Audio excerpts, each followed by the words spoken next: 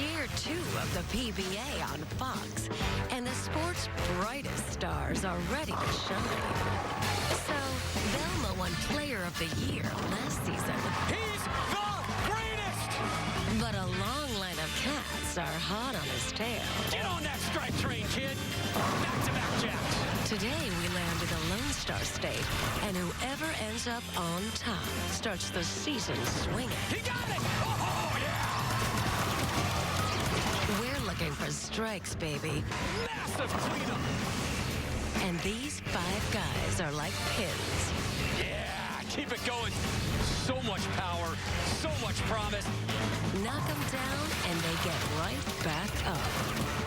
The PBA Hall of Fame Classic on FS1. That's how we roll.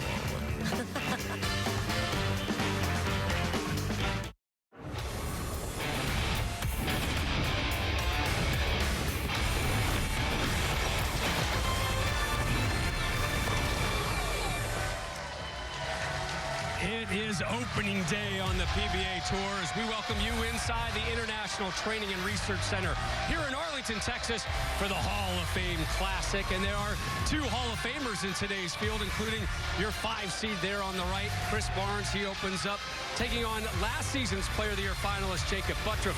Oscar Palermo's in the house, as is the newest member of the Hall, Tommy Jones.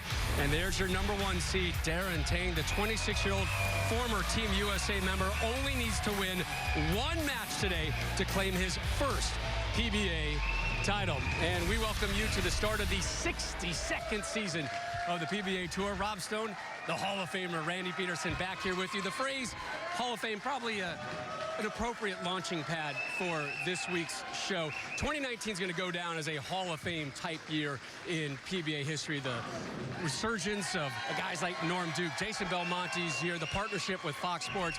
But here we start 2020 with a Hall of Fame bender of a weekend for one Tommy Jones. Yeah, it really was. Literally 14 hours for Tommy Jones since he was inducted into the PBA Hall of Fame. And boy, what a great event it was last night. We're so used to the stoic Tommy Jones, the guy that looks like he shaves with broken glass, or you could strike a match in the palm of his hand. But last night, we saw a different side. He was a puddle. He was a puddle, and he was an emotional mess in between giving Chris Barnes shots in the crowd.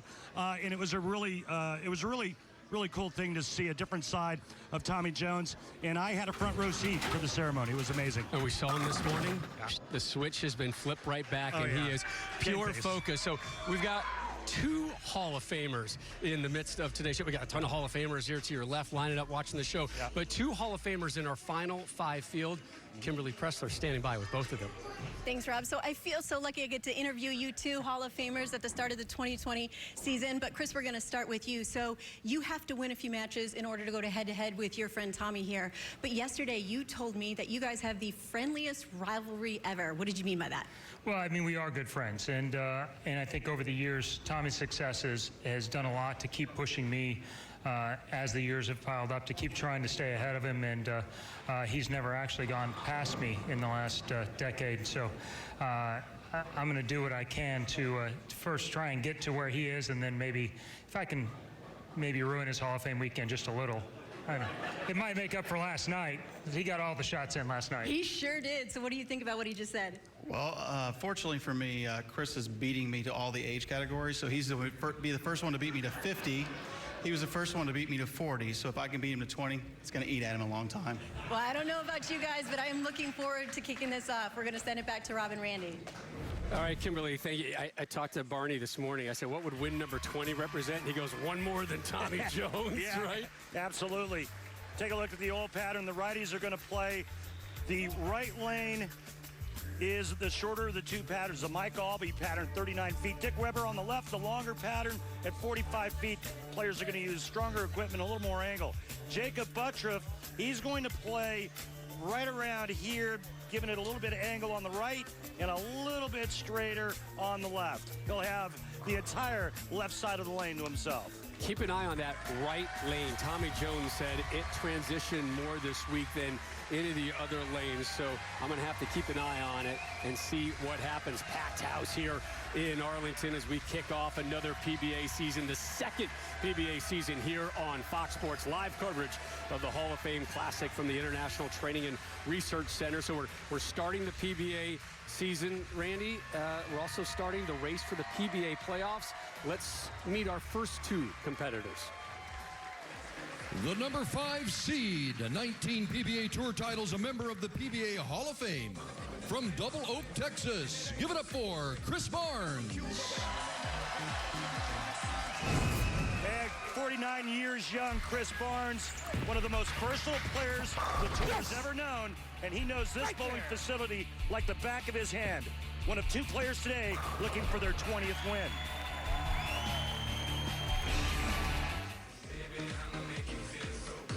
The number 4 seed has 7 PBA Tour titles from Tempe, Arizona, Jacob Buttriff. Falling to Bill O'Neill in the title match, 199 to 194. Do you remember what cost him? I know, we did a lot of shows, and he had a little problem with some spare shooting. Missed a 7-pin and then missed the 4-7, lost by 5. Something to watch for today. We've got a little pin setter issue. We're almost ready to start. And I think we may have gotten it. So an extra pause before we kick off the 62nd season of the PBA Tour. Curious, before we see the first ball hit pin this season, last year one of the big trends was some of the old guys making a charge, and Jason Belmonte just charging throughout the season. Any forecast for this campaign? I'm not sure you can expect much different. I mean, I think you're going to have Jacob. I think you're going to have E.J. Tackett. You're going to have Belmonte. I mean, you're going to have the usual suspects. We're going to have 6 dual pattern tournaments this season, so 3 more than we had last season, and that seems to favor a lot of the older vets. The older vets like Norm Duke, Chris Barnes, they tend to be a little more versatile, and the lanes don't break down near as fast because you only get 5 shots on each of those patterns. You see the red line, Rob, on strike track. That's the ideal line for that first strike. 5.4 board, so basically first arrow at the arrows out to about the 4th board, and then curves back at 18 miles an hour and about 400 rev rate. And that's the line he's looking to play on the right lane. The left lane is going to play completely different. He's going to go to reactive resin, not urethane. And this line will be completely different because the 2 oil patterns are completely different.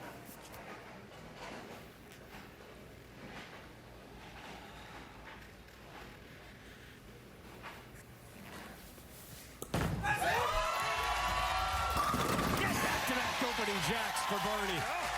And I thought the players would be a little farther to the inside, but it may just be Chris Barnes and what he's able to do. So just a couple boards. You see the 6.7 there on strike track, just a couple of boards to the left of where he is on the right lane.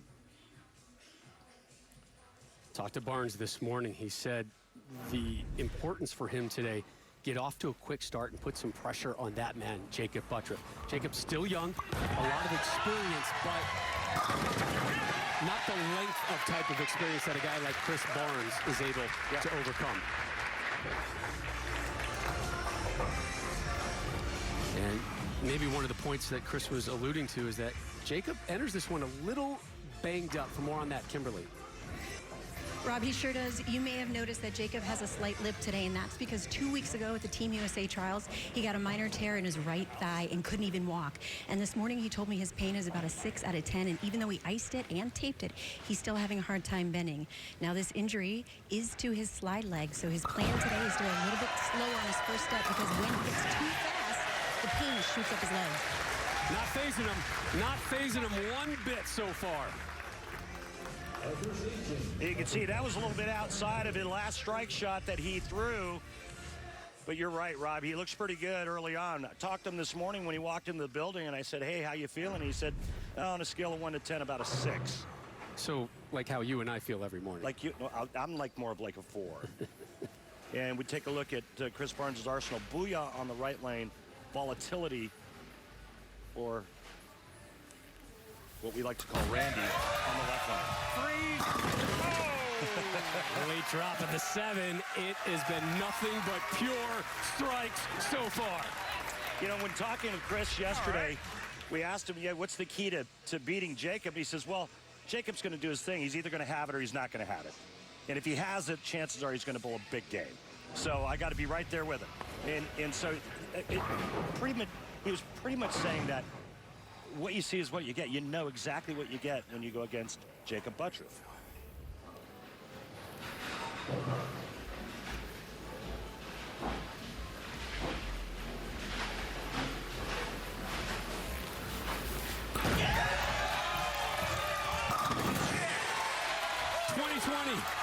Say hello to your first Hambone. Linda and the boys. Ryan and Troy. I think they're 17 now. Man, how time flies.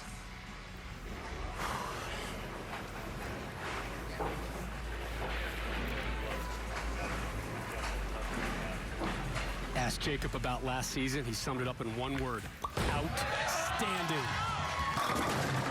Leaves the 7. That's a down. Get out down in that pit. Get in your home. That messenger delivers on Sundays. It sure did. You almost had the premature 3-bagger, and that was it. And then watch the head pin come off the sidewall, roll around, and clipping on the head pin right Took there. a Sunday drive over to the 7-pin, finally clipped it. Opening ham bones here at the PBA Hall of Fame Classic. Can you tell I'm a little excited about that? I mean, that's how you start a season.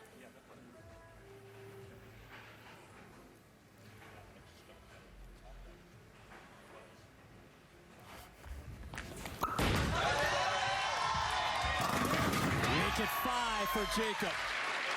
He's got a little room on that lane. You can see the red line just a little bit left of the last shot. Well, not a little bit. About 2.5 boards left, which is actually a big deal at this level in the sport. But perfect through 5 is Buttriff. Now Barnes looking to answer. 8-6 match play record and almost 230 for the 26 games to get here. Have to go back to 1999. That's when Chris Barnes made his first show and earned his first win on the tour. And here we are, opening event of 2020, and he's perfect through 4.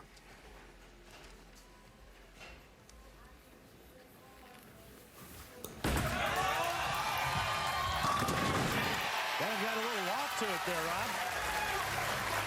Again, that right lane is the one that's going to cause the pros some problems today. Well, and using urethane on that right lane, all of a sudden the right lane becomes tighter than Grandpa's belt after Thanksgiving dinner. Players have to go really straight, and that's exactly what Chris Barnes is doing on that lane. You'll see the rest of the players doing that in terms of the righties.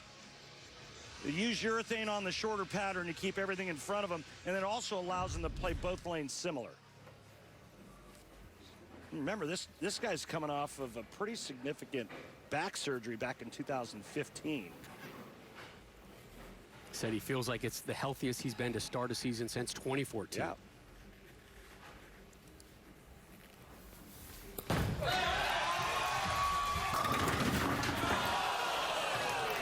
Yeah, you can see the motion by Chris. He just kind of got around that one just a hair, and the ball scooted down the lane a fraction longer than he needed it to. And his run comes to an end after 5, but what a great start, and trying to keep up with Buttriff as you see the soft 10 standing.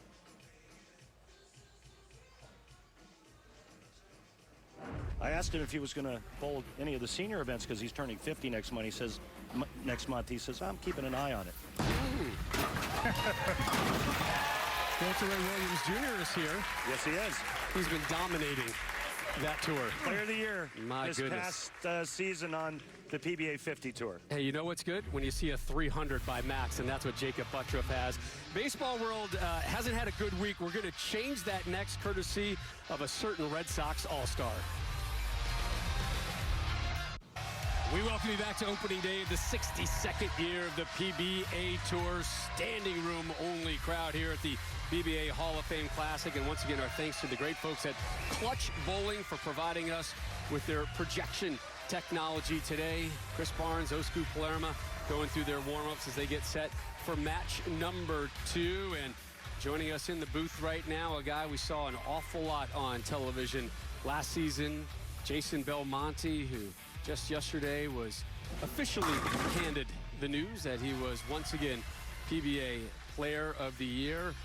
22 tour titles, including 4 last year. And the big news, what you did on the major front. Now 11 career majors. Nobody has won more than the future Hall of Famer Jason Belmonte. Rob Stone, the current Hall of Famer Randy Peterson, here with you. Player of the Year again. What does winning the title from last year mean going into this year for you? Mate, look, you know, every single time you win any award, you know the sacrifices, the commitment that you put into a season, the time away from your family and your friends. It never changes. It always means a lot. It always means everything to us players. So receiving that award again, no matter how many times I win it, I'm extremely grateful for it. And Jason, I mean, with everything that you did last season and all the records, how do you stay motivated? What keeps you going, and what's the drive that leads you into this year? Honestly, Randy, I never thought I would ever be in a conversation of the greatest of all time or greatest of a generation, and that's now my motivation. I don't want to just be, you know, one of the best. I want to be the best. I want to be the best that's ever laced up a pair of shoes. In order to do that, I've got to keep winning major championships, keep winning titles, keep winning Player of the Year awards, and that's my motivation. All right, Jason's going to join us throughout the broadcast of our second match as we get you ready for match number 2, your 3-seed Osku Palermo from Finland, set to take on Chris Barnes. For the introduction, we send it down the lane, Kirk Von Kruger. In our second match, he has 5 PBA Tour titles from Espoo, Finland, Osku Palermo. Well, the first time we saw the two-handed style was at the 2004 U.S. Open. The first time the two-hander made a show. Last televised win, he was 2011 World Championship winner, Osku Palermo. Welcome back. Yeah, he was 19 years old, Randy, at that 04 U.S. Open. Tom Clark, the commissioner of the PBA, came over before the show started. We were watching some clips on his phone, how young he looked. And Jason, you and Osku really brought that two-handed style to the PBA almost at about the same time. Yeah, I grew up being the only player I ever knew existed throwing with 2 hands, and then I played a World Youth Championship in Thailand, and there was this other two-hander. There was 2 of us. This other two-hander. Barnes, remember, opening match started with strikes in the first 5 frames, gets another strong start here in match number 2. And how does your two-hand style different at all from the way Osku delivers it? Look, I think every player has their own natural characteristics. Osku is a very, very strong man.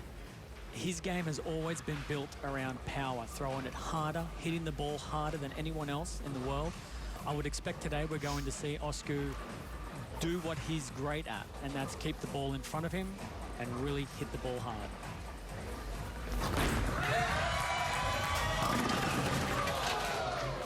Not the start he wanted. Yeah, but a little wiggle down lane, as you can see that red line's wiggling all the way down there.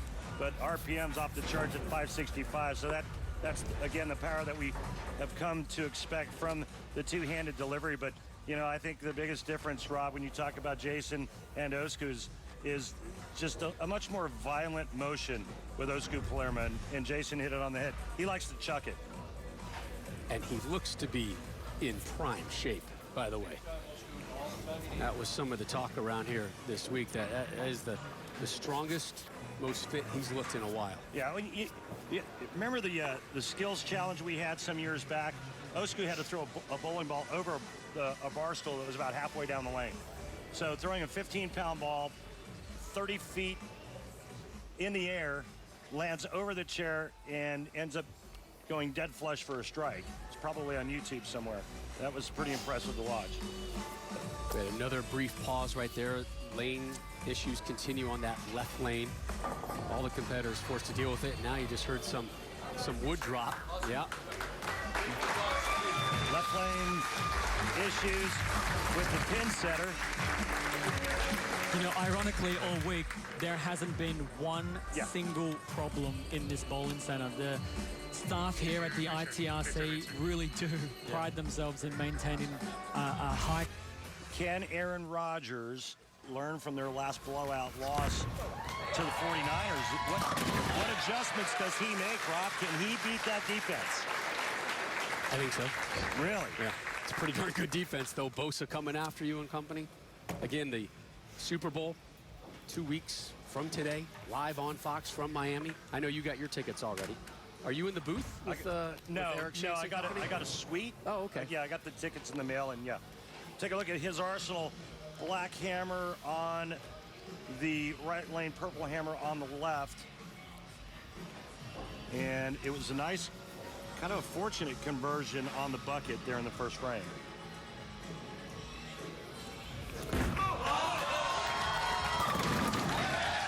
So all week, Oscar was the only guy who, on the right side of the lane, was using urethane on the longer oil pattern. Again, playing to his strengths. He never wanted to give the pocket away, just kept the ball in front of him, and that urethane ball never made him move too far left. He could throw it harder and harder and just kept the ball on line, and you can see still amazing pin carry down at the other end of the lane. I've got a question for you the next time Osgood comes up to bat. Barnes, 10 strikes, including all 3 in the 10th in our opening match to move on past Jacob Buttroff, 258, 223. And nothing but strikes here so far for the Hall of Famer in match number 2. Now, this is something I wanted to point out, and I told Chris in between the matches that he never gets enough credit for how much touch he has at the bottom. On that right lane, using a urethane ball, you can see how much harder he's hitting the ball, actually hitting up on the ball, creating a little early loft. Then you go to the left lane, and it's absolute pure class touch, just pure roll the ball down the lane, doesn't overhit it, and to be able to alternate frames and be able to control your release like that is one of the reasons why he's one of the greatest ever. Yeah, he prides himself on being that versatile. That's what he practices. Last time he won a title on television, 2013 in Vegas.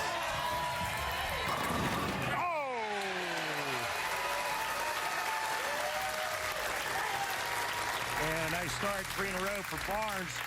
The boys approve. Fist bumping going on from Linda's husband to the boys. Take a look. There's that touch that Jason's talking about with the fingers going right up the back of the bowling ball. Only 6 have more PBA earnings than Barney through his career, over $2.4 million. Yeah, he's done okay. He's won a couple specialty events, too, for $250,000 a pop. Palermo here, he had the high average this week, 232.85.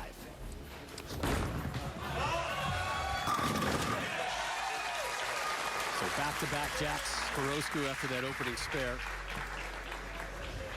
So, Jason, let's talk about Osgood Palermo's delivery and what he does.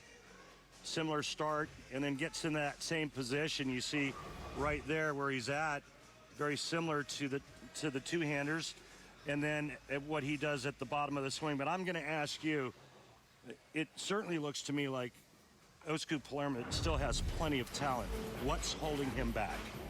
It's a really good question, Randy. I mean, I've known Oscar and watched him bowl for a really long time. He had a stretch there on tour where he just wasn't getting the results, and I'm not entirely sure if he was completely fit on the lanes. But when it comes to talent, the ability with strength, there's no one out here that can do what he can do. He's so strong, we can't do it. So when he does get his mojo back, when he finds his line, he's able to do things that no one else out here can, which gives him the advantage, which he had for all of our amateur career that I saw him play, and for a lot of his early professional career. So hopefully he looks healthy, he looks fit. and he's throwing the ball great this week, so I'm hope to see him. Well, I kind of don't hope to see him back because he's pretty scary when he's back.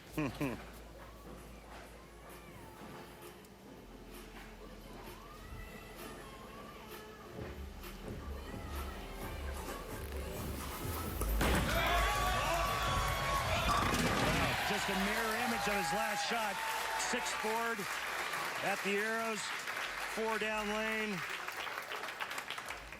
Perfect. So Chris has to utilize his speed far more on that right lane than rotation. He's not going to be able to have a high enough rotation as the oil is manipulated and changed. So in order to get that ball to roll high flush like that, he has to use as many revs as he can, but then also manipulate his ball speed, slowing it down fractionally so it will climb up the hill and go into the pocket, where Osku's move will be, I'll just hit it harder. Sure. Barnes dropped the opening 5 in the opening match, trying to replicate it here in match number 2.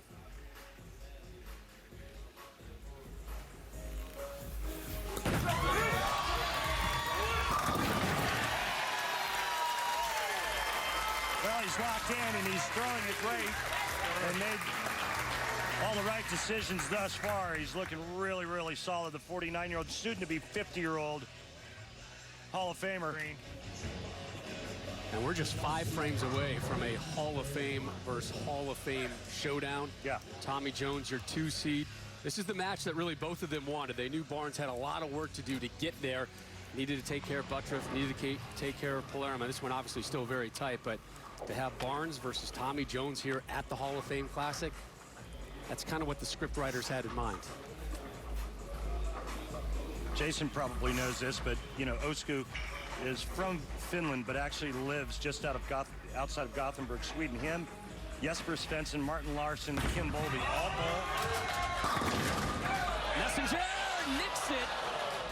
Not enough protein in the shake this morning. They all bowl and practice at the same center in, I think it's Partille, Sweden. John Skart's Partille Lanes. Did you know that? I just liked how you said Sweden. Can you say that again for me? Sweden. Yes, very nice. Yeah. 95%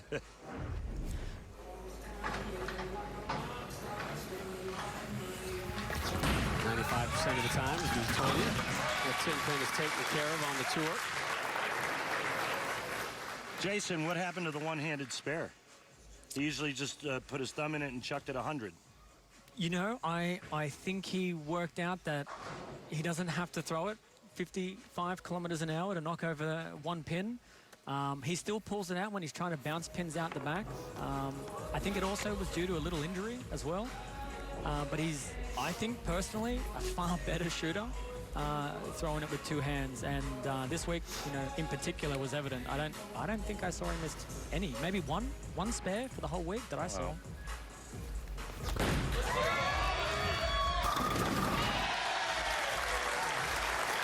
So spares in the 1st and the 5th, nothing but strikes in the other frames for the finish. Power from Espoo.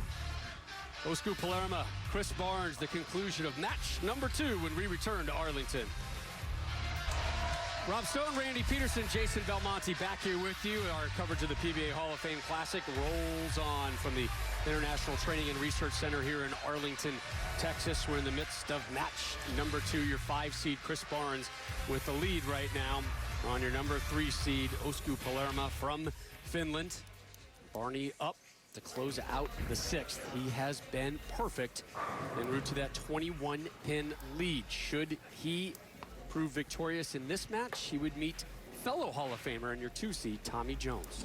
Jason, when does Chris Barnes have to anticipate or worry about early hook in the front part of the lane created by Osku? I think right now. I think he's made a move. Personally, it might be minimal, but I think he's made a move.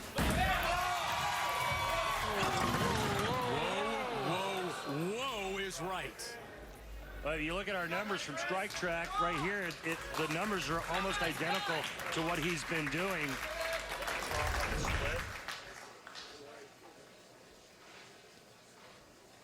You see him trying to loft it there to carry the front dry part of the lane and cuts right through the nose, leaving the 4-7-10. You go cross lane and try to slide the 4 into the 10. The ball will take out the 7. Not enough cut. Oh, he got it! He got it! The Hall of Famer is still alive! I said not enough cut. He bashed that 1 pin out of the back pit. Get up, Arlington! Randy, what do you know? He knew exactly what he was doing. A Hall of Fame kick for Barney. 4-pin. Double carry him off the bowling ball. Watch this. Bowling ball slams it into the pit, comes out. It just tomahawks the 10. Good Lord, that's like something you see on SmackDown on Fridays. Oh my, momentum back to the Barnes lot. I'm being told 1.4% conversion rate on that 4-7-10 split. Left the 10. All right, so Jason, he goes high on the right lane. He goes flat 10 on the left lane. Is that because of early friction?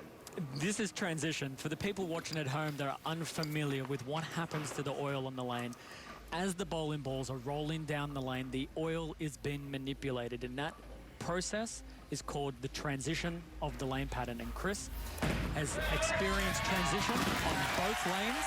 He was very fortunate to make that split spare, so the game score is still going to be very close. But what it also does is it also tells Oscar the lanes are changing. I'm watching my opponent, who seems to have the ball on a string, miss 2 times now. It's up to Oscar to read that ball motion from his opponent and convert it to his own shot. After the opening 5 for Barnes, a pair of spares opening now for Palermo. What can Oscar do with it? Well, he can actually take the lead with a strike here in the 7th and 8th. I think it's these 2 frames for Oscar. If these go strike, strike. Left the 10. You can see by the numbers how much farther left he is at the arrows than Chris Barnes. That's a good 3 boards to the left, and that's all due to power, but not enough power to get that weak 10 out, Jason. Yeah, it's going to get harder for him too.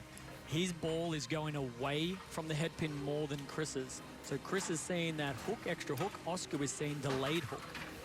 So the further left that Oscar moves on that right lane, the harder it will be to get the ball to come back to the pocket. The further right that he goes, the more likely his rev rate is going to see even more early friction than Chris. The lead at 17 for Barnes.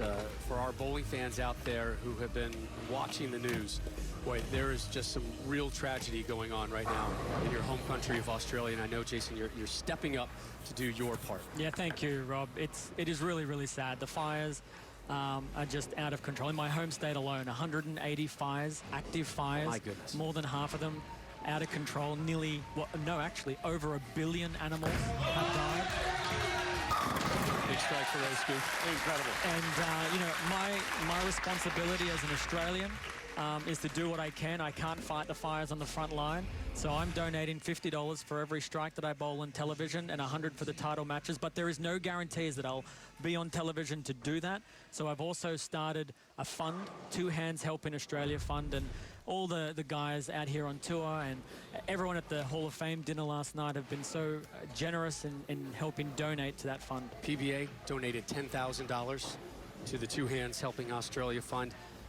$50 for every strike on television, $100 for every strike in a title match. Is that correct? Correct. Yep. So the plan is to strike a lot this season. Put me down for that. Okay. I will match every strike on television, every strike in title match. Thank you very much, Rob. That anytime. Is really, really generous. We have seen numerous firefighters from our great state of California board planes to head to Australia to fight these fires. Unfortunately, California knows that issue far too well. But what is going on? The images that come from Australia are numbing, heartbreaking. Well, we thank everybody for thinking about us, donating, helping how they can. Now the idea is to rebuild, stop these fires, and prevent them from ever happening again. Barnes takes care of that. 2 Hands Helping Australia. You got my paycheck, bro. I'll be there. That's coming for you. A couple there. Right now, Chris is seeing some fire on that right lane. Isn't he? That ball is hooking far more than I think he was anticipating. I know he wants to see that curve. He wants to get the ball driving. It's hooking way more than he thinks. And now he has to finish the match on that right lane. Yeah, it's like the last shot he threw on that right lane, like his ball hit Velcro. It slowed down so quickly. Stay tall.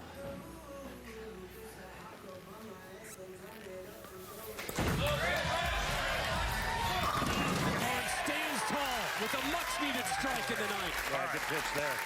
Sets up the 10th frame for Barnes. Is now his max score is 255. Oscar Palermo is still only 249. So it will come down to, once again, the 10th frame to decide match number 2. I think it's going to come down to this frame for Oscar right now. One more shot on the troublesome lane. If he gets this, I'm pretty confident he's going to be very locked on that left lane, and Barnes is going to a very tricky lane.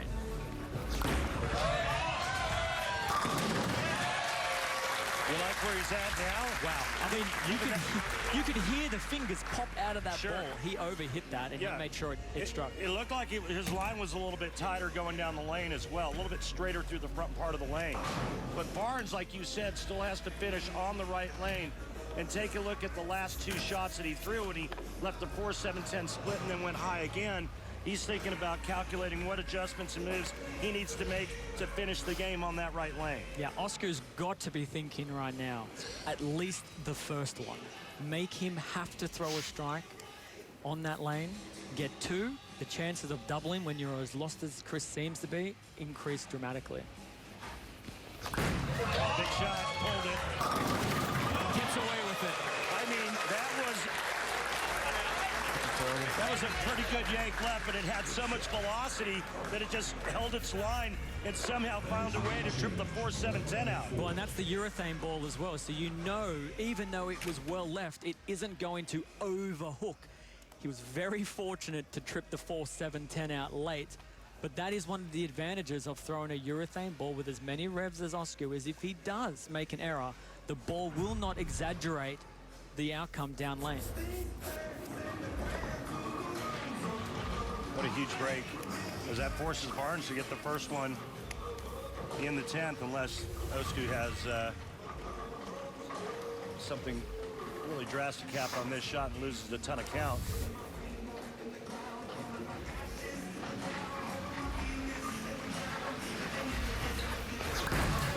That's better. 4 straight. Now Barnes has to get 2, Jason. Tall order. If there's anyone out here, though, that can make those shots. I get it. How many times have you been in a situation where you kind of get lost on that lane, you have to finish on that lane, you're doing all the calculations, figure out what adjustment you make, you get up, and the first shot you absolutely pure, and you strike, and the next shot is just a little off, and it's not even close. Thinking that you knew exactly what you should do, and it didn't work out. Well, let me tell you what happens when you're throwing a urethane ball when you feel like that. Is whatever adjustment that you make, I always feel like you're either absolutely right or you're absolutely wrong. You never get, oh, that was pretty close. Chris right now is either going to absolutely pure these next 2 frames, split the 8-9, throw great shots, or he's going to see a ball reaction that is going to be very unfavorable, but I think it's one or the other. I can't see him getting close. It's either all of them or none of them. He's going to parallel in. I don't know what he's going to do. He's looking for curves, so the more left he speed control is, the further left you move. If he throws it a little bit too quick, it's going to be very difficult to get the 10-pin out. So now that he's got a good shape, he knows what he wants to do. It's just about repeating the shot, getting that ball to face up early enough, but not too early to go through the face. Needs a strike and 5 to move on.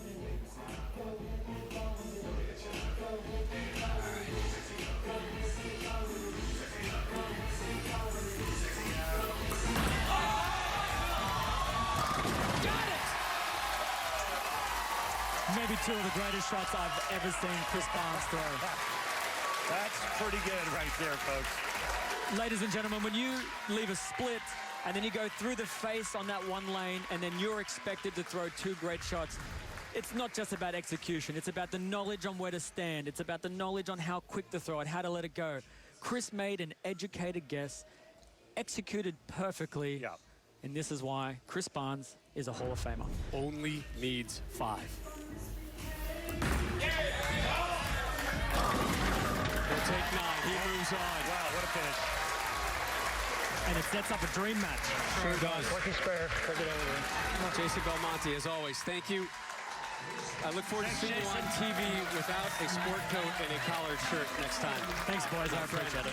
Chris Barnes moves on up next. He takes on your 2 seed, Tommy Jones. And Tommy about to become just the 4th athlete in PBA history to pull a Hall of Fame double dip. We'll explain next. Welcome back to FS1's continuing live coverage of the PBA Hall of Fame Classic, the first event of the 2020 season. And how about the run from your 5 seed, Chris Barnes, a 258 and then a 254. He has moved on to meet fellow Hall of Famer Tommy Jones here in match number 3. The number 2 seed has 19 PBA Tour titles, a member of the PBA Hall of Fame. From Simpsonville, South Carolina, Tommy Jones. Tommy Jones, happy, healthy, and now a Hall of Famer. Lots more left in the tank for this 41-year-old from Simpsonville, South Carolina. Yeah, he's a good split shooter, too. These two guys have a lot of numbers in common. Obviously, the big one, they're both Hall of Famers, both sitting at 19 tour titles. Very few have hit that number 20 number, and both inducted into the Hall of Fame within 2 years of each other. Also, both former rookie and players of the year on the tour. Did you mention they're doubles partners as well? I didn't. That's a great one, right? Yeah. Longtime friends. Yeah. You saw them right before we kicked off the show with Kimberly. They were yucking it up, and they wanted this match, and let's be honest, we wanted it too. Absolutely. Barnes 10 of 12 strikes in match 1, 18 of 24 for the day. First time he has not opened Tommy up Jones. the match with a strike today. Remember, he had the opening 5 in match 1 and 2. Now he'll have to go after the 2-pin and start with a spare. And right after this, you heard Chris say, "Give me the Tommy Jones," and he was referring to tripping the 2-pin forward, which almost happened. Which he feels is kind of a Tommy Jones trademark.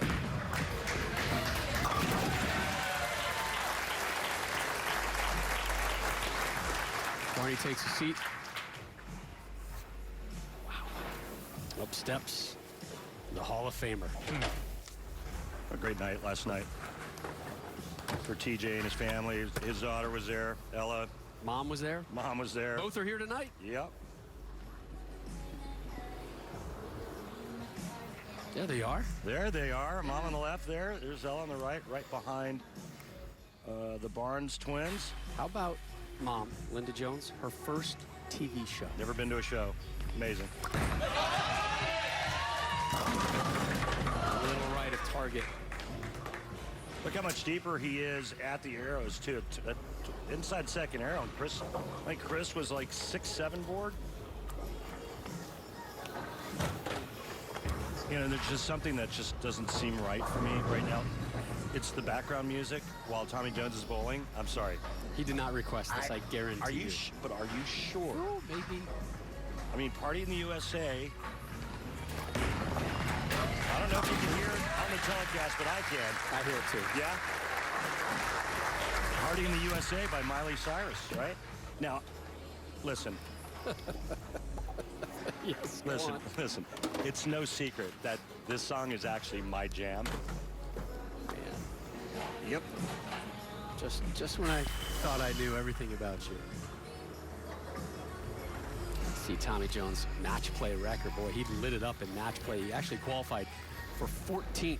Yeah, I got the last final spot. match play position on Thursday. Went 11 for 3 on Friday, including a 300 game. Yeah. We won his last 7. There we go. Is that urethane, or excuse me, that reactive resin ball reaction? Look how much deeper he is right there. 16 out to 7. Again, the winner of this one to take on your number 1 seed, Darren Tang. Darren seeking his first PBA Tour title. These two guys chasing their historic 20th.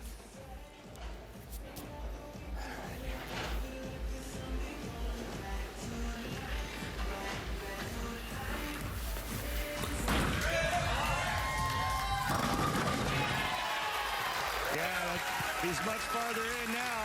Yeah. You can see the move that he's made on that right lane. Remember, he started around 5-6, and now he's a good 2.5 left. We're going to take another look at that. All right, here it goes.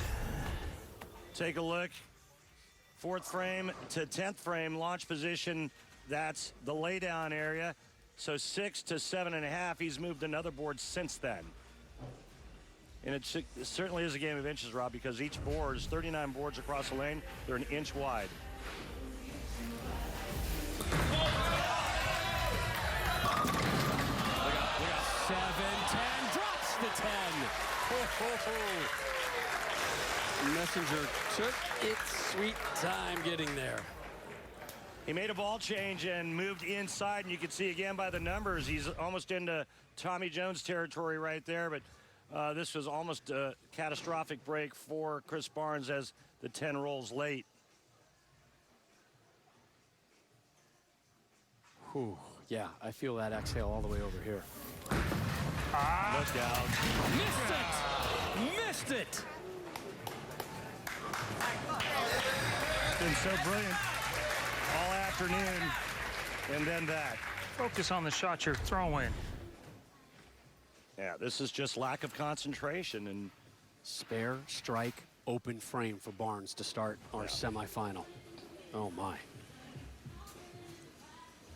First open of the day for Barnes. He was perfect, 1 for 1 on split conversions. How about that 1-4-7 he converted in the 6th frame last game? He doesn't make that, he doesn't move on. Right. Purple hammer on the right lane, prison hybrid on the left lane for Tommy Jones. Soft 10 again as the right lane is deteriorating at a pretty fast pace. The front part of the lane, the head area is breaking down, forcing the players to move inside. The ball rolls early and then it doesn't hit. Remember, Barney just missed a single pin spare conversion. Now Tommy with an opportunity. Different lane, different pin.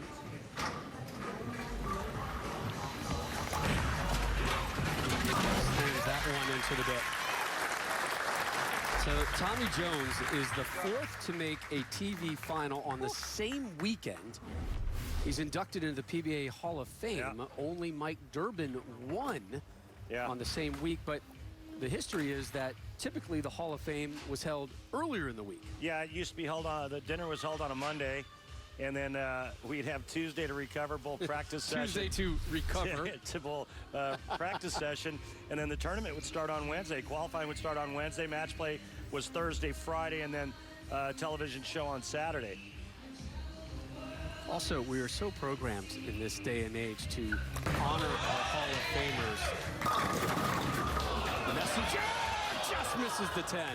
We're programmed to honor our Hall of Famers after their careers are done. Right.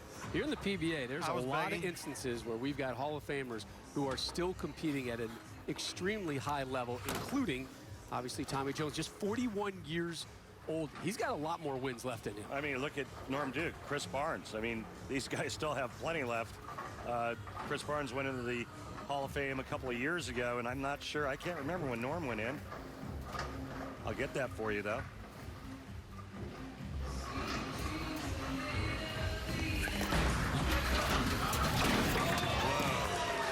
What do you call that, Rob? Skinny jeans were put on for that one. Yep. Well, this is gritty, not pretty here in match number 3. Agreed. Take a look at this.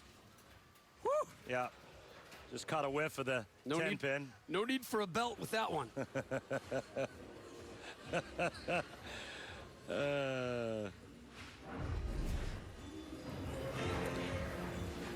Barnes is giving Jones the windows. Tommy doesn't take advantage of it soon. Barney's going to find himself right back in control. Yeah, now that's... Well, that right lane is trouble. Well, and I don't know if he means it's terrible. Get to it. By the way he threw it, it was definitely straighter up the lane. And the problem The problem now is that there's been so much urethane thrown on that right lane that oil is actually moving towards the pins. And so that's why there's no down lane reaction to this shot. You can see just how subtle the motion is and not enough to get it to hook to the pocket. But Chris is really fighting that right lane, and it's interesting because he came off of a brilliant 10th frame off the last game. If you're Darren Tang, the #1 seed, sitting back watching this, and again, he's never won on the tour before, a relatively young guy. He's got a lot of international experience, but my guess is there's a lot of thoughts rotating through the old noggin right about now. Right. Well, first and foremost, he's not going to go up against a chump. I mean, he's going up against a Hall of Famer, right. Secondly, right now he's just watching ball motion, but it's nothing that Darren hasn't seen throughout the week. And, you know, the one thing I love about Darren Tang, our #1 seed, he's not afraid. He's not afraid.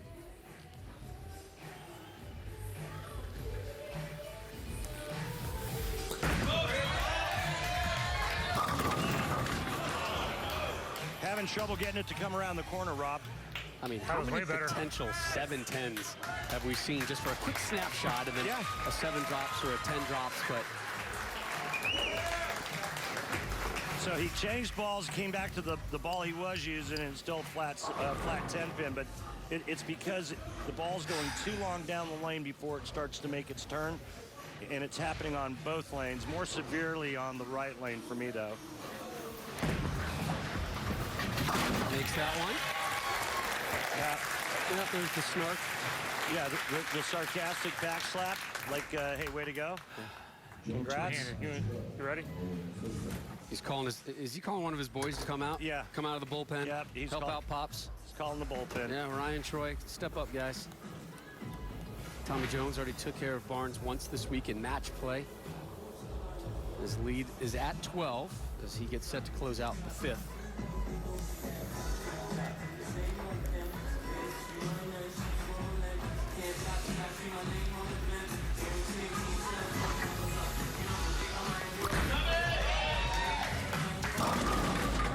Wide right of target. Slow, Tommy. You gotta go around it now. So what he means by that is he's got to slow his ball speed down because he has to go around the pattern a little bit more. So he's got to give it time to find some friction and curve back to the pocket.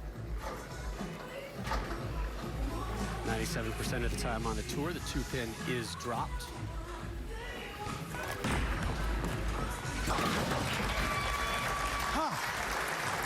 Come on.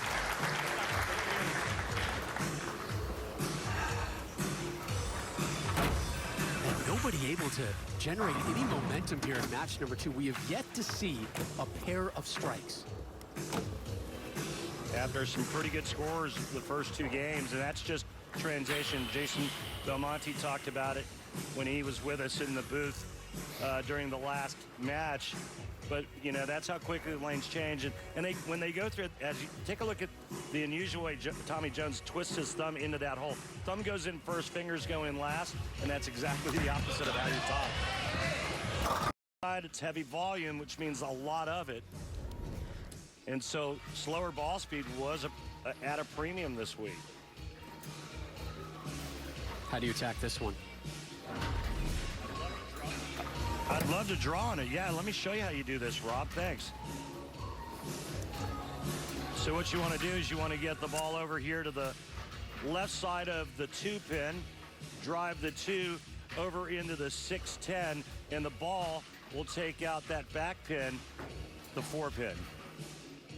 Those were some beautiful lines I just drew there. Thank you. Goodness. I smell an Emmy. Put that on your Emmy reel. Right? Really nicely done, Peterson.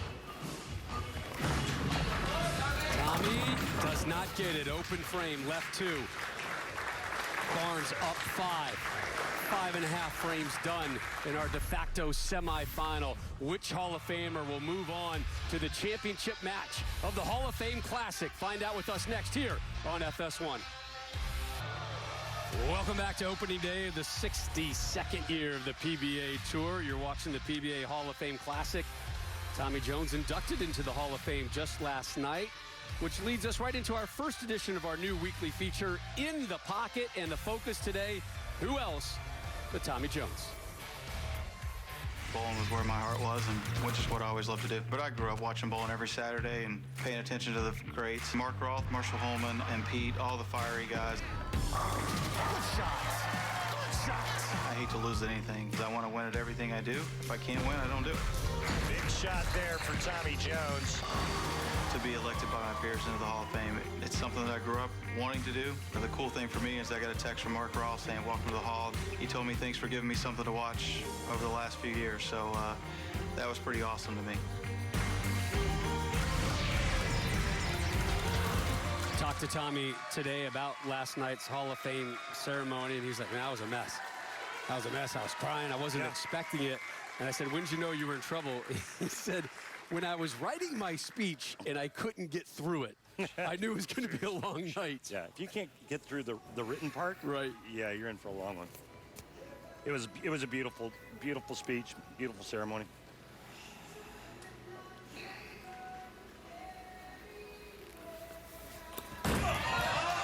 Needs a strike. Gets a strike. And you know who may have given him some insight on striking on that right lane? Yeah, his wife, Linda. He was bouncing some ideas off of her during the break. Here it comes.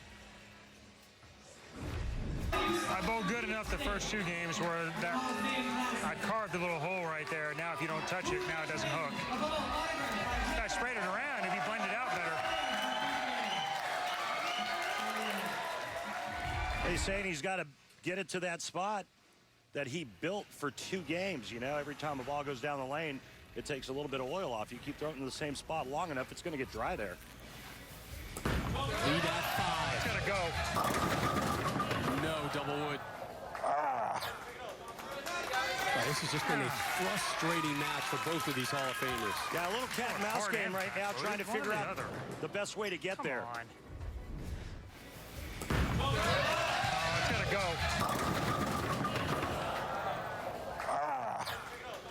Whenever you have to hold yourself, you know it's not a good thing coming up, right? Yeah, keep it tight. Keep it tight, Barney. Keep it tight. That one in. Yeah, good one. We got a good old dumpster fire going in this match. And, I mean, it's a little ugly right now, trying to figure out how to shape it the right way. Rock fight. Rock fight. Rock fight live on FS1. Right now. But it's a fun rock fight. No, it's a good one, though. Just when you think somebody's figured it out, somebody shows up with a bigger rock. Exactly. Yeah, just when you think the one, okay, here we go. No.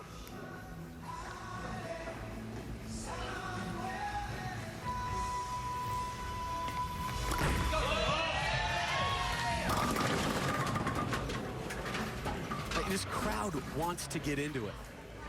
So they were so explosive in the opening match, and then this one is just, hey, punch, counter punch. Tommy and Chris want to get into it. Don't they? Yeah, but I mean, it's like they're handcuffed right now because the oil pattern has gotten a little funky. You know what? You and I should take out our wallets and say, you know what? Strip it, re-oil. Let's go back to the beginning when everything was striking. And Rob was happy and yelling ham bones. Call Fox, get us another half hour. I'm in. We might be. I think we might be taking that extra half hour as it is. Barnes got his hand up. Yeah.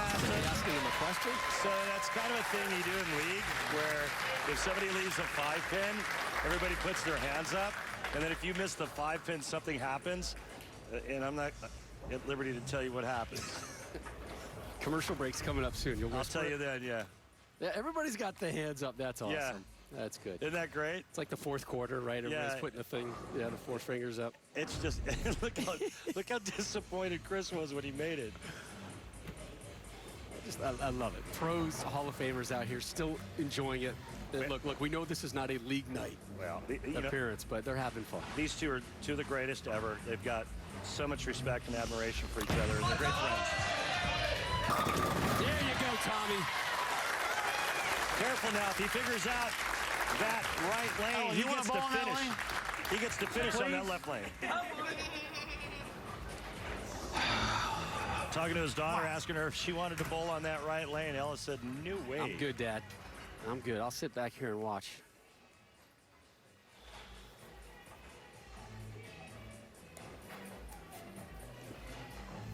Barnes on the right lane, which has been surprisingly better for him here in match 3. He's got 2 out of 3 this game on this round. Didn't like it. A little fast. Can't do that. Get it there. That's all you have to do. A little fast and inside, never got to the friction. One job. Barnes still just 2 strikes here. Ditto for Tommy Jones.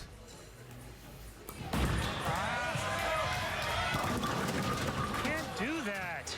Get it there. That's all you have to do. Just to show you how sensitive that right lane is, Rob.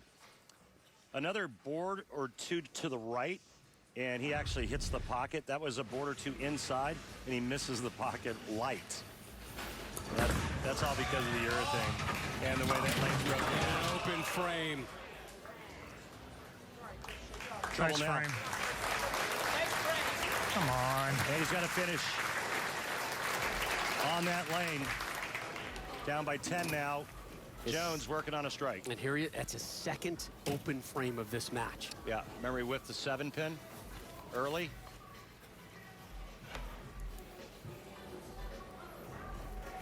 We saw Barnes with a 258, match 1 at 254, match 2. He's not going to see those numbers here in match 3. Another ball change for Chris Barnes. In his right. That ball hooked in his backswing. I got that one to hook.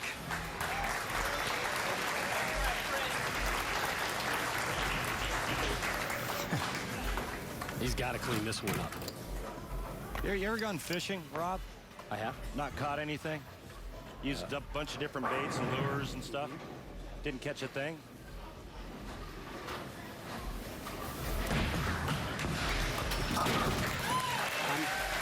I'm not in the fishing game to catch fish. You know what I mean.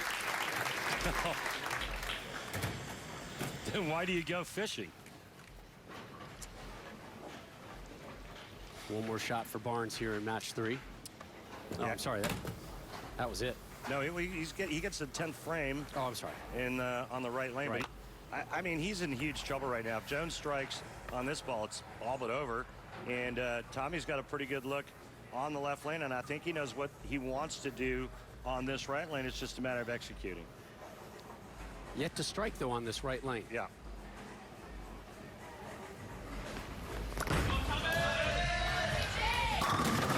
There's his first strike. Well, he knows he is that close to the title match.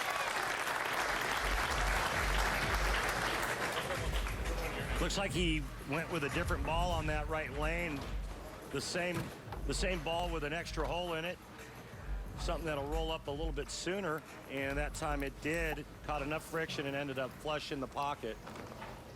Tommy Jones right now, max score 212.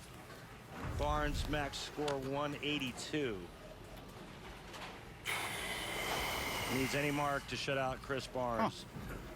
And it's a shame, as great as Chris Barnes is bowled today, to have the kind of trouble, miss 2 spares in this match against Tommy Jones.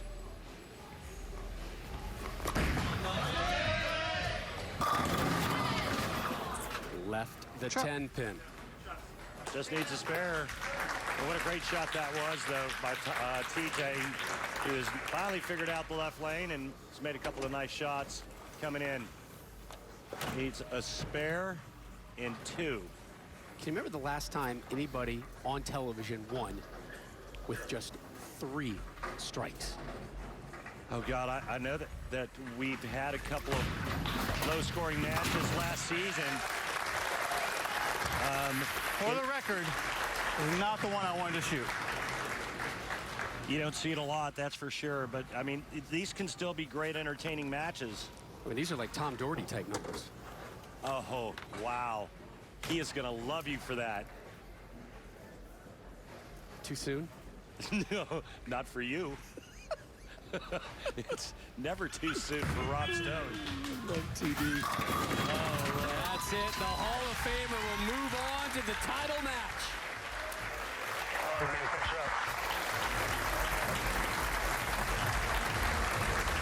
Tommy Jones tries to complete a wonderful Hall of Fame weekend with the title, but that man, the 26-year-old Darren Tang, your 1 seed, stands in his way.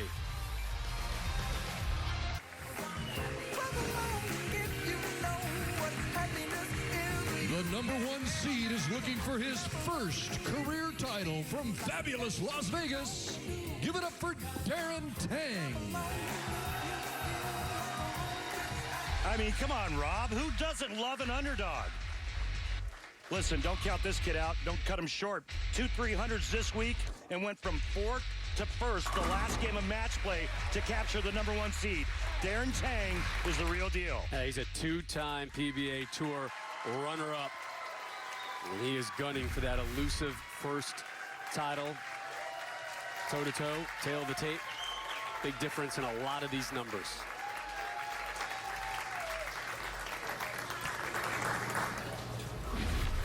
Jones up first. Darren Tang, excuse me, go ahead, Rob. Just hours ago, Tommy Jones honored and inducted into the PBA Hall of Fame, and now he's trying to win a title on the same weekend. That's how you start. Before I rudely stepped on you, Tommy Jones is starting the match on the left lane. Darren Tang had choice. He makes Tommy finish on the right lane. The pesky right lane. That's what I would have done. Perks of being a 1 seed. See Darren's numbers on television. This is his 4th career singles TV appearance. That's how you start, kid. That's how you start. Rob, I watched him in warm-ups, and his reaction looked really nice on the right lane. There's Coley Edison, the CEO, and on the left. Oh, welcome Tom Shannon, the CEO of Bolero Corp. We got the heavy hitters in the house in Arlington. Yeah, Big Nasty with a good seat right behind him, We got the big brass. You had Love it. Barb and Bill Chrisman just to the right of that. The owners of Storm. I saw him walk it in. Yeah. Yeah. Big daddy. Yeah, he's Bill good. Chrisman. He's good people. He is. Great start to our championship match.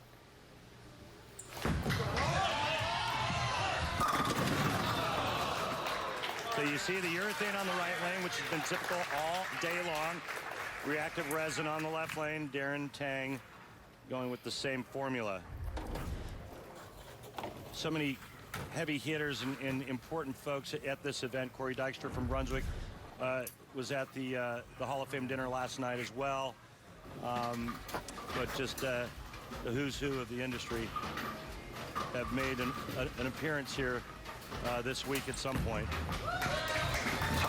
Chad Murphy, the USBC executive director, there as well.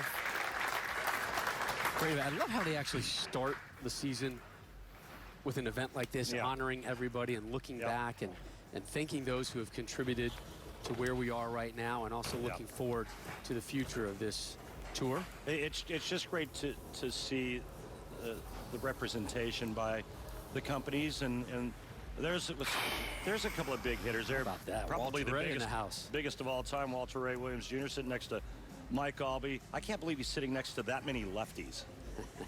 Albee, Scroggins, and Lichtenstein. Back-to-back opening jabs for TJ. Tommy got a strike on the right lane. Hey-o. You want to put me on the right lane? Put me on the right lane. Oh, damn.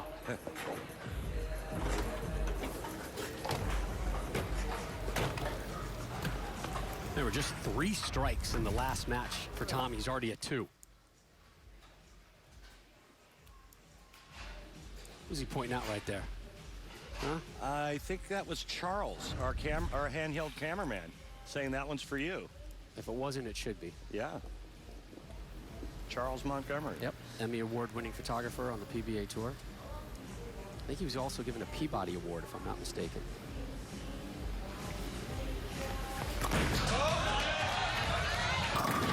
Curving it. Rob, he's curving it now. Watch out. He's curving it. This may come down to a carry contest, because I think Darren Tang is going to hit the pocket. Remember that second frame for Darren? He left that 10-pin, and that's really the only difference right now. But watch the curve. He's going to curve it now. And it's all about getting his ball speed to stay soft enough. Darren Tang has no problem doing that. In fact, that's his bread and butter. He likes staying soft and just kind of being real relaxed and medium speed, medium rev rate, keeping everything in front of him. See him get his ball to read. See how picks up, the speed soft enough and his hands up the back, he can get that ball to Reed on that right lane. So watch this timing, real early timing. Watch how quick he gets it into the swing. It's by his right leg in his first step. So he really has to wait on his swing on the way down from the top. Does a beautiful job of that. This young man can bowl. I've seen it time and time again. He doesn't look like a whole lot as you look at his arsenal, pitch black on the right lane, physics on the left. But this young man can flat bowl. Strike, spare, strike for your 1 seed. And it's a double. Mom, Tracy, Dad, Thomas there. Yeah. His brother, Michael, as well. Michael, yeah. The Tang Gang. Bull DMC. Yeah, I love that. I saw that patch.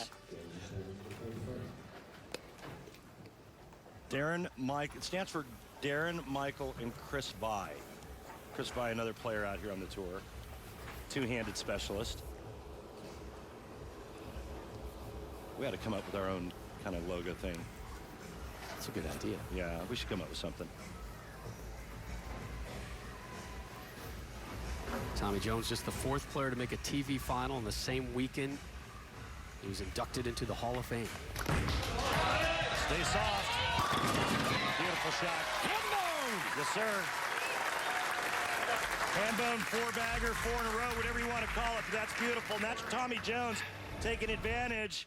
The newly inducted Hall of Famer just putting the touch on this shot on the right lane. He was 15th after qualifying round 1. Only moved up 1 spot to 14th, then to 7th, and then to 2nd.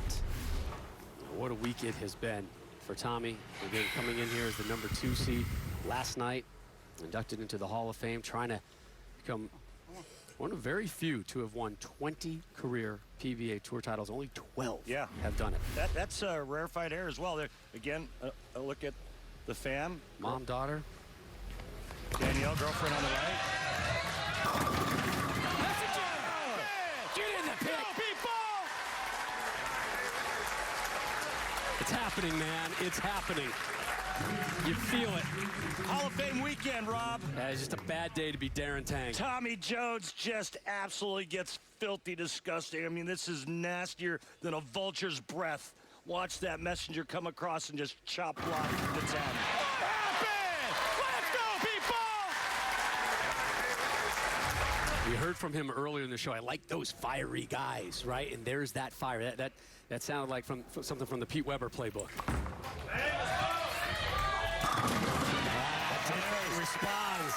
Remember what I told you? Yeah, you said this guy is not afraid. He's not.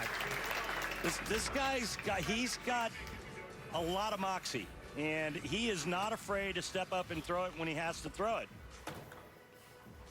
And that was pretty evident by that last shot that he just threw after that explosion by Tommy Jones right in front of him.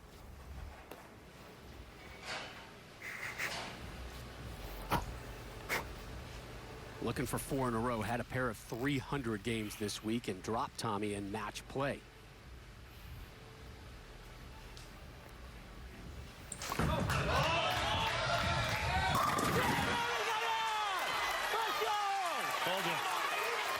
He's going to get Tommy Jones all he wants. Remember how subdued this building was last match? Yeah.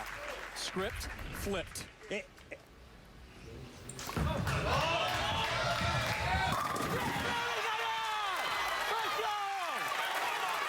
Look at those eyes, man. When he let go of it, it's like he could stare a hole in the floor of the lane.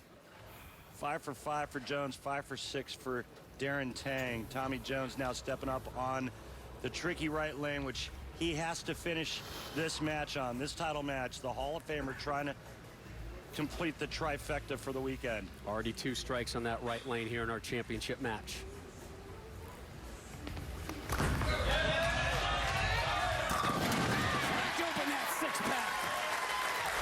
Tommy's thirsty for a title. Yeah, and he's got a taste for it right now. You can see the touch he put on that shot on that lane. He can really feel it. He's tasting victory. It's just a few frames away, and he's really starting to make quality shots, especially on the right lane. Watch this touch.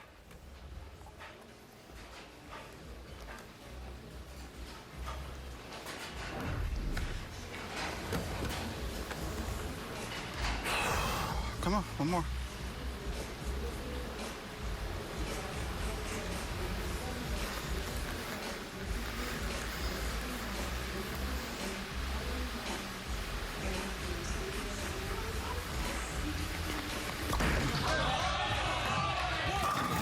Perfection through 7.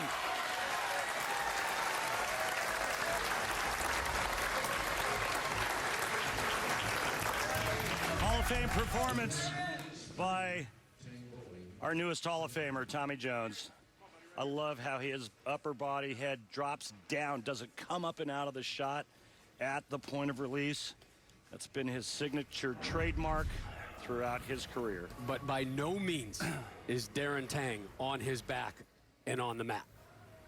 Down 30, but he's figured his game out very quickly.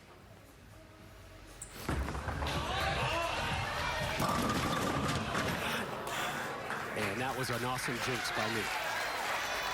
Well, and that's the one he couldn't afford. He got it inside a target, and it never picked up, never read the lane surface, and that's why it went light and didn't get to the pocket. There's that little strip that Chris Barnes created a couple of boards right of the last shot that Darren Tang threw in terms of location. He didn't get it far enough right, and it went light. Being the top seed, far from a guarantee that you win the title. Last year, 8 and 14 was the #1 seed. And stepladder finals, good cleanup there from Vitamin D. Vitamin D? Vitamin D. Yeah, he's got that all over his handle. I actually asked him about the Vitamin D nickname. He says it's everywhere. And well, how did it come about? He goes, yeah, my buddies were messing around on my phone and they just made an Instagram handle for me and it stuck. You need a better passcode, Darren. Come on, man.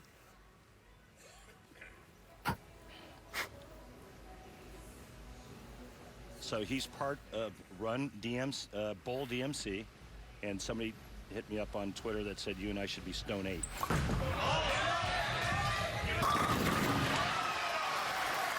right, nice shot there by Tang.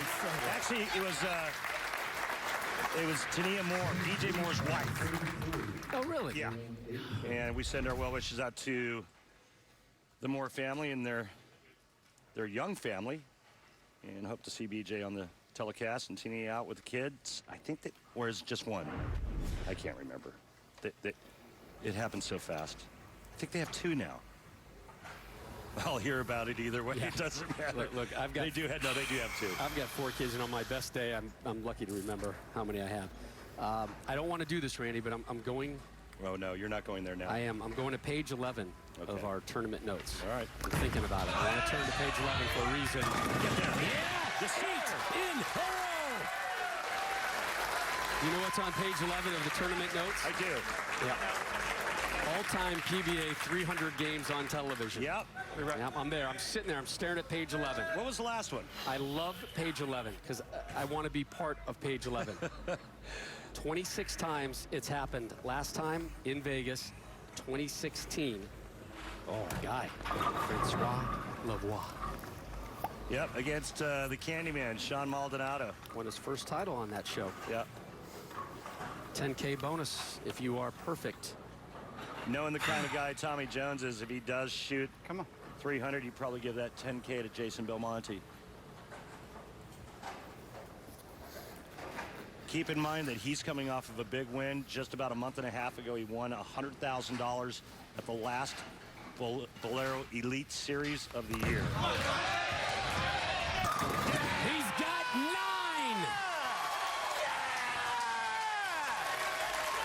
3 more strikes from perfection. He's got 9, but that also locked up the win.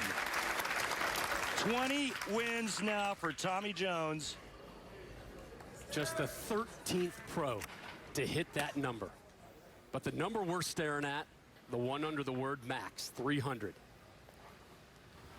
Darren Tang, the #1 seed, a wonderful performance here, being completely overshadowed by what the Hall of Famer Tommy Jones is unleashing on us. Well, remember, we talked about at the start of this match how Tommy Jones has to finish on the tough right lane. You've seen what it's done to Darren Tang. You saw what it did to Chris Barnes last game. So you would think that Tommy Jones getting up on the right lane and the odds of striking out would be... Hit it. Yeah, they both drop. Good. We already know Tommy Jones has won his 20th Tour title. The story right now, while people are standing up, is because his pursuit of 300 is on. Yeah. Look at this late 7-10 drop. What was the one thing we did not have on television last year, our first year with Fox? What did we not have? 300 game. Thought you might say that. Attaboy, Darren. All right. Way to finish, kid. You'll see more of Darren Tang, I promise you. He's got one more shot. In the meantime, get on the phone, get on your device, alert your friends. Right now. Get over to FS1 ASAP. We've got a potential 300 game brewing and in a title match to boot. That is a wonderful performance from Darren Tang. We'll talk about it more in the coming weeks, but we're going to close the book on Darren right now. He would have won by 40 the last game. 40. All eyes on Tommy Jones, all hands on deck. And what a way to possibly kick off this new decade. We had 4 300 games this week. All of them rolled by our finalists, including one from Tommy.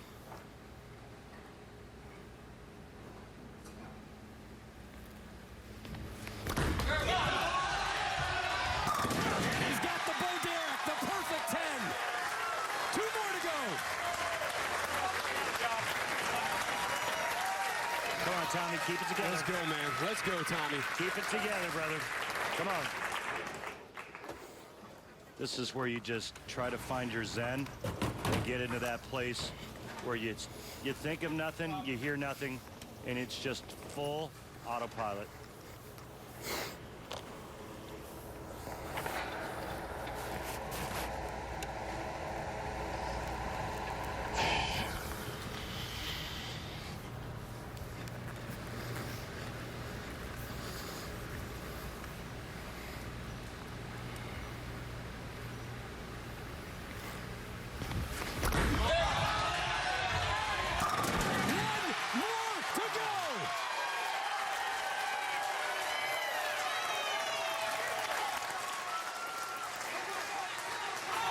Only 26 times on television has a 300 game been rolled.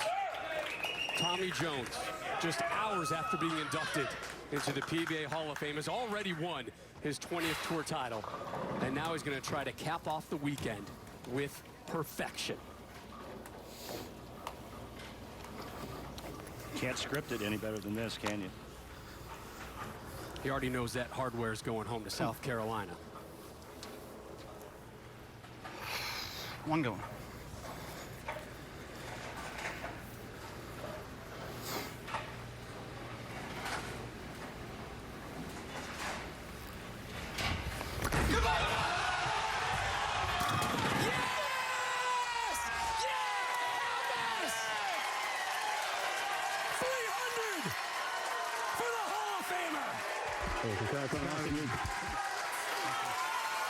In your life, have you ever seen anything that spectacular?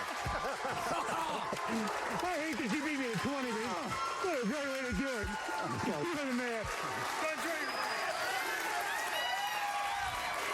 Fucking awesome, baby. Fucking awesome.